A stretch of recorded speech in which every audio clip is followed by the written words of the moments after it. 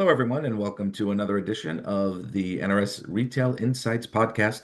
Excuse me, I'm John Lofstock, and today my special guest is Major Itule, who is, if you're like me, you're a fanboy and a LinkedIn junkie, and you see Major's content, and you think, I just got to talk to this guy. So I had an opportunity to hook up with Major at the Convenience Store Connections Conference last week, formerly the NAG Conference, and we had a great conversation. So I couldn't wait to get him on the podcast to talk about his vision in retail. So, Major, how are you? Thanks for joining me today.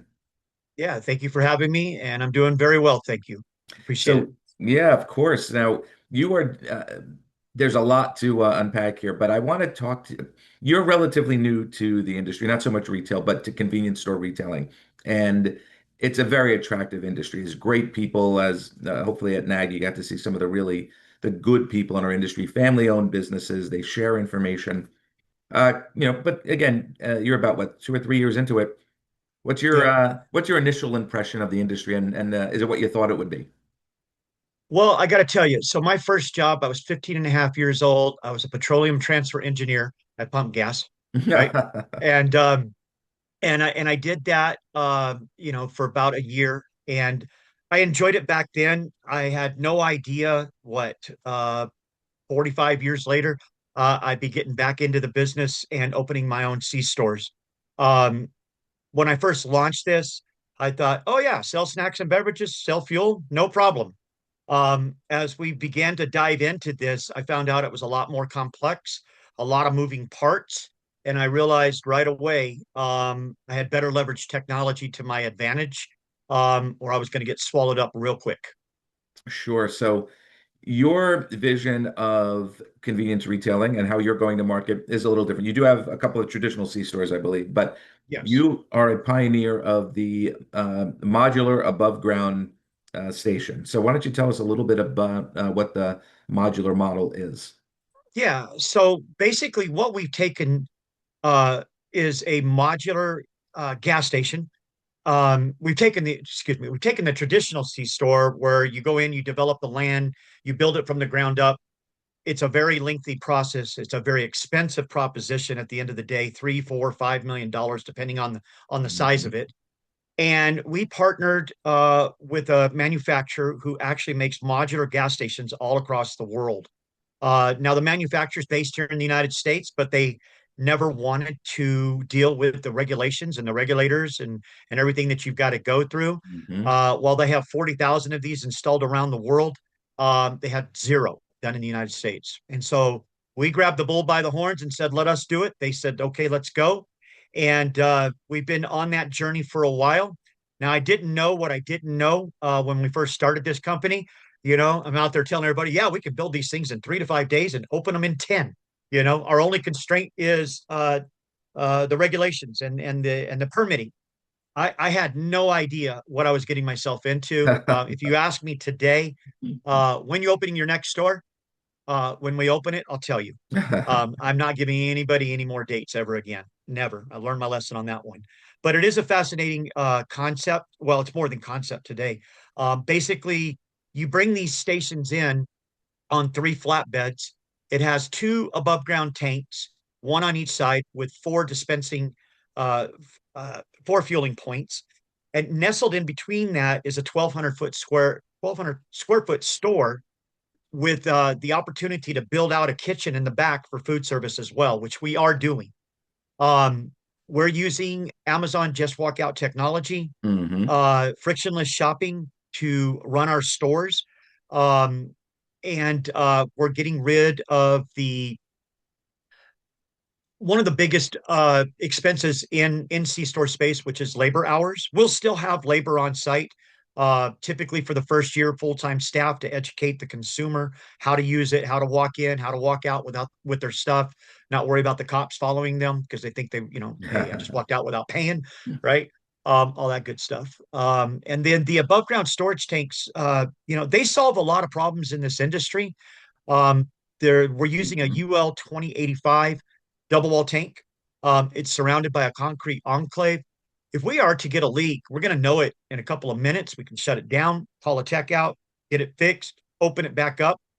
We're not leaking fuel into the ground for years and years at a time, causing environmental damage into the grounds. I think the public's going to like that. I think the regulators are going to like that. I Oh think the yeah. Mhm. counties, and states are going to love that. The EPA is going to love that, right? At the end of the Mhm. day. Um, so we think we've grasped a hold of something that is not futuristic. It's here now. We're doing it. We just opened up our first solution out in Arkansas a couple of weeks ago, whereby we were able to go take an older station that had underground storage leaks. It was a fuel desert because they had been shut down since 2008. The community had nothing. They had to drive 15 miles each way to get fuel to buy a candy bar. And Mhm. we were able to reopen that store by placing our above ground tank solution and coupled it with its brick and mortar store. We're going to be able to do that across the United States as well, with many other stores that have been shut down due to leaking problems. That is, like you said, something that our industry has dealt with for years. They get shut down, they get leaks. It's very costly. So, in terms of permitting, and I'll get to your staff in a second, but in terms of permitting and making a good faith effort to work with the community, I'm sure that goes a long, long way, especially for old sites that have been contaminated. Right. Now, Well, for example, here in Perrin, Arkansas, we actually had the fire department, the fire marshal, the entire team over at our station, and they were doing whatever they could do to help us get our doors open. They wanted us open. absolutely. I mean, how often do you get that from the fire department, right? I mean, Yeah. it was very refreshing. So the fuel industry obviously is its own. That's what's great about our industry. Fuel alone is enough to keep you awake at night. But you Yes. started looking at food service and vending and cokes and snacks and cigarettes and all these other great things that convenience stores have. So how does that all fit into your vision? So primarily, what we are doing is snacks, beverages, and fuel. Hmm. Uh, we will be launching a food service program with this. Um, I don't know if it's okay to say who right now, but Sure. we're looking at Chester's Chicken. Okay. Um, I've been on the road. I've been a road dog since I was 16 years old when I quit high school to become a salesman, traveling salesman for many, many years of my life. I have lived out of a gas station, literally. Hmm. And Chester's Chicken has always been my go-to when traveling and having to find something quick, easy, delicious. I live here in Fort Collins, Colorado. Chester's Chicken is at King Supers, which is like a Kroger brand Yep. grocery store. And I go there 2, 3 times a week and eat Chester's Chicken. So I've always loved them, and we're going to carry them. We're working with them. We have a little bit smaller of a space than they're used to working with. So there's some planning that goes behind that. But yeah, we're absolutely going to do food service. Whereas 3 years ago, I was like, nope, just snacks, beverages, and fuel. I saw real quick that was a bad decision on my part and corrected it real quick. Well, it's just where Yeah, the industry is going. it is absolutely. I actually met yesterday with a young lady that is starting a business, and we had a really great conversation. You know, having been a road dog for 40 years, 40 plus years, one of the problems that you run into is your health when you start getting older, um, from all the sugar and the let's just say unhealthy products, right? Call it what it is. But we were having a conversation yesterday, and she is starting to deliver keto meals to the home. And so one of the things that I sat down and talked with her about, I said, "Hey, how would you like to possibly prepare keto meals for me, and let's try it out in a couple of my stores," because my vision would be that we could be that go-to gas station where people who are doing the keto diet, the low carb Hmm. diet, the GLP-1 diet could have a really good selection of freshly made meals that they could A, grab at my store, heat up inside the store, or B, take home with them, It right? it is a growing segment of the country, the whole country. Like the number of folks in the U.S. on these GLPs is growing every day, and it is absolutely impacting the food service market. It's impacting trips to QSRs and restaurants. It's impacting portion sizes. It's impacting food cost. It's impacting everything. So whoever does come up with a solution, to win these customers is going to do very well. I'm glad you agree with me because like I said, I was talking with her yesterday and she's absolutely interested in trying it. So we're going to get together later this week and put down a plan and Great. execute it and see what happens. So, just getting into some of the specifics, I had a wonderful opportunity to meet your construction guy. I forget his title. Is he the head of construction? Ethan Henderson. Yeah, he was He was selected 40 under 40. Yeah, that was awesome. very, very great honor. So when he's out looking for lots and you're out looking for new properties, traditionally people look for an acre or more, 2 acres. What do you have a set size lot, or do you have a solution for different size lots that are available? That's one of the advantages, the key advantages that we have with our solution. We don't need 2 acres. We don't need an acre and a half. In fact, if we had to, we don't always do this, but if we had to, we could literally do 3/4 of an acre. Okay. 1 acre is our sweet spot, just because you never know what you're going to run into with a regulator. But Hmm. what we do is we find a piece of land. My partner Cameron Hogan, uh, Ethan, myself, we're always out there looking. Where's the next great spot, right? Um, we're looking for high traffic areas. We really don't want to open a store unless it's going to project out to do a minimum 85,000 gallons. We're really looking for 100. Um, and so when we get that spot, we hand it off to Ethan. This guy, he's a human AI code machine. I don't know how he does it, but he does. And we'll give it to him. And he will come back and tell us, okay, you can do this here, but here's what you're going to run into if you do. And then Cameron and I have to sit down and we have to figure out, okay, do we want to go forward? Do we want to make this investment? Do we want to bring the investors in on this and put the time and effort that it takes? Um, so yeah, I mean, we have the benefit of being able to be uh, flexible and very fluid in where we go. One thing that we're learning now is that, hey, maybe we do want to concentrate on an area, putting a bulk of locations in.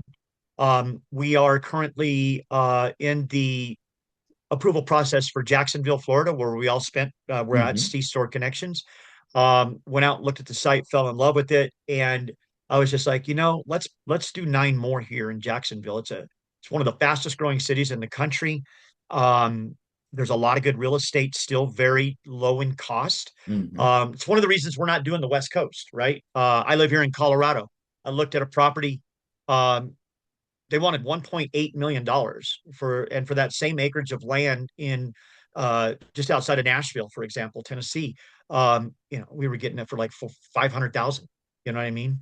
Ridiculous on the real Yeah. estate costs. So Jacksonville still has some opportunity for us there. We're going to look there.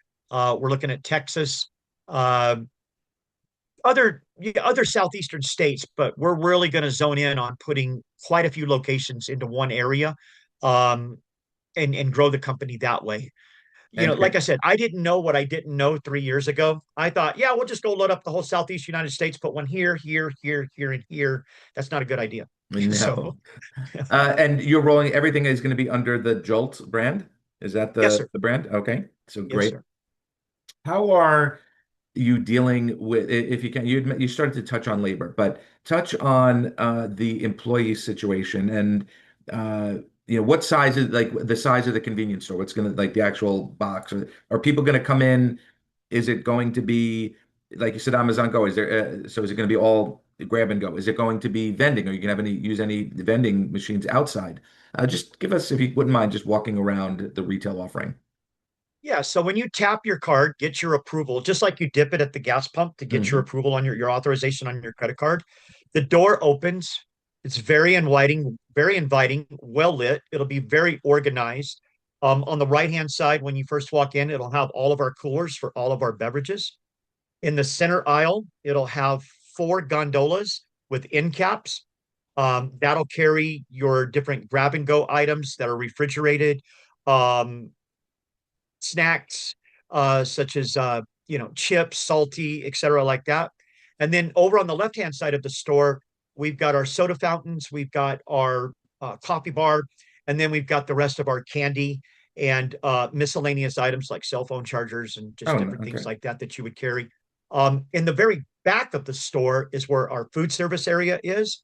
And then outside the store is where our bathrooms are. We'll have a men's and a women's bathroom open to the public.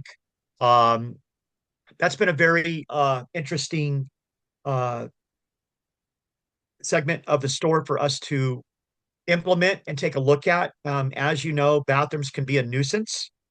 And so we've been able to do work with some companies to develop some technology that would pick up on anybody using drugs inside the store while still respecting privacy, Hmm. right? It'll let us know. What did you think of the Buc-ee's on the store tour, the Buc-ee's restrooms? Well, I mean, look, at the end of the day, now when I say we're anti Bucky's, it's not because we don't but I absolutely love Bucky's. I go to Bucky's twice a week, just FYI, okay? But we're anti Bucky's in the sense that what? They're 50, 75,000 square feet. We're Easy. 1,200, Yeah. right? We're the opposite of Bucky's.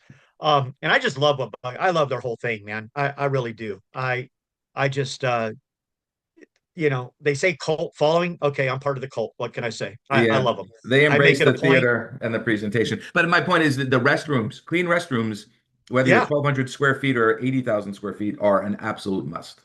absolute must. I mean, Mhm. that was the one thing I've been instilling in our employees over in Arkansas. I'm like, you are in these bathrooms every hour. You are emptying that trash can. You are wiping down everything, and you are making sure that when a guest walks in, they're at home. They feel at home, right? It is important. It's very, very important, and they do a really great job at it. We are looking at some technologies that actually wash down the bathrooms. Really? Yeah, Very yes, cool. exactly. So we're doing some interesting things there to So make how many sure that we have a employees clean per store? Will bathroom. you have one person at all times in the store to restock and clean and stuff? Or will you have like a shift where people, maybe rotate Yeah. to 3 or 4 stores? So when I first started out, again, not knowing what I didn't know, I started out gung ho. We're only going to have 2 employees, 2 shifts a day. Here's my answer to that question today. When we open a store, we will have a full time staff, probably up to a year, because we've got to educate the consumer, right? Who's coming in? This technology is used widely in the airports, the stadiums, but not rural America, not general population, Mhm. right? So there's gonna take some time to educate the consumer. So full-time staff that first year, and then we'll pare it back from there. Whether we end up with 2 employees at 4-hour shifts or not, I don't know. That would be a vision. That would be something we would work towards. Sure. It might be that we have 3 part-time employees instead, where you've got one there for 4 hours on each shift, each 8-hour shift. Um, but that's probably I don't want to put a concrete answer into the marketplace anymore because again, I don't know what I don't know yet. I haven't opened one and we've got to figure it out. Sure. And one of the other really good things is so like we don't have to deal with underground storage tanks, which are, always Yeah, a complicated issue. No cash. So I hope you'll be putting up signs that say there is no cash in this location. It's a credit card only location. Just in terms that of is correct. safety, it makes a huge difference. Makes employees feel safe, and it's an automatic That's what I return. like about it is I'm eliminating the risk of robbery inside my stores. 100%. All right. So then, um, again, I know you're still in phase one, but I know well, I've gotten to know you. You're already looking at phase two and phase three. So let's say, when you get this is all perfect and this rolls out great. What's the next step? Is it just scaling and more units? Because you have some big numbers, right? You have a vision for Yeah. 2027 and then by 2030 as well.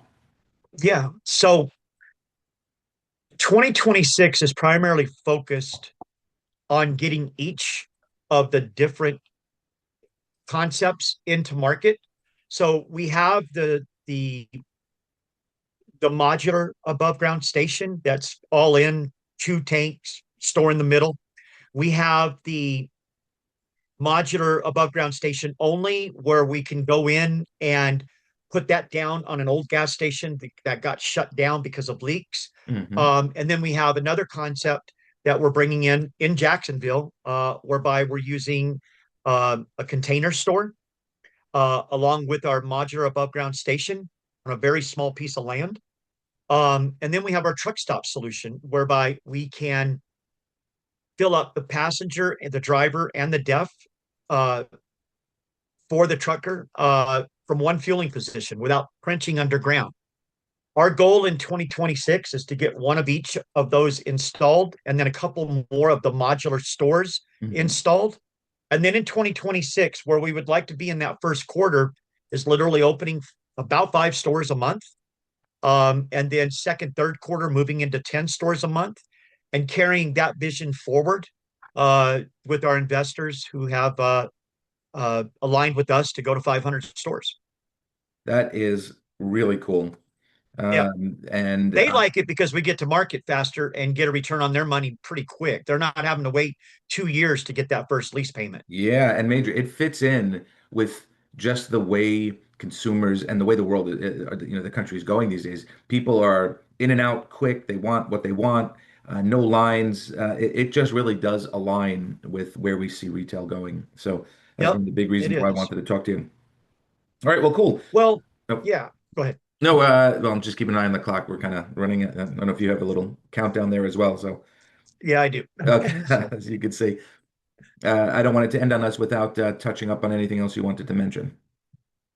well, I just wanted to say, my success has always been built on relationships from day one. From the moment I knocked on doors, taking out trash for, elderly ladies in my apartment complex when I was 8 years old, and I would spend an hour in there and I would listen to their stories, right? And then they would give me 50 cents to take out their trash down to the garbage can. I built a little route when I was 8 years old doing that, all the way up to, high tech sales in Silicon Valley. And then the petroleum space. I believe one of my greatest strengths is relationship building. I want somehow, some way, even though we got all this AI, all this frictionless and everything like that, my goal at the end of the day is still to keep the relationship intact with the consumer. I'm learning how to do that. Um, I think we see it every day when we walk out on the streets. Everybody's got this phone in front of their face, right? Um, and Hmm. so I didn't know what I was doing on LinkedIn. That's where you and I, primarily met. So I've been learning how to do all that. But that's kind of where I'm going with this is I want to learn how to keep that relationship with the customer and not just make it a transaction. And I will crack that code. You come back in a year or a year and a half, and I will tell you how we did it and what that looks like. I don't know what it looks like today, but that's the one thing I don't think we can lose is the Hmm. relationship. I have no idea you will. So how can our viewers learn more about Major Oil? You have a website address that'll tell them about the modular structure? We do. It's majoroil.co, not .com, everybody. Mhm. .co, majoroil.co. Um, we are about to go through a new launch on our website, probably over the next 90 days. It's been out there just to educate, and it'll still educate, but we want to make it a little more interactive, Mhm. um, and a whole bunch of other stuff as well. And So, of course, yes, if you're not following Major on LinkedIn, you absolutely have to. It's a must.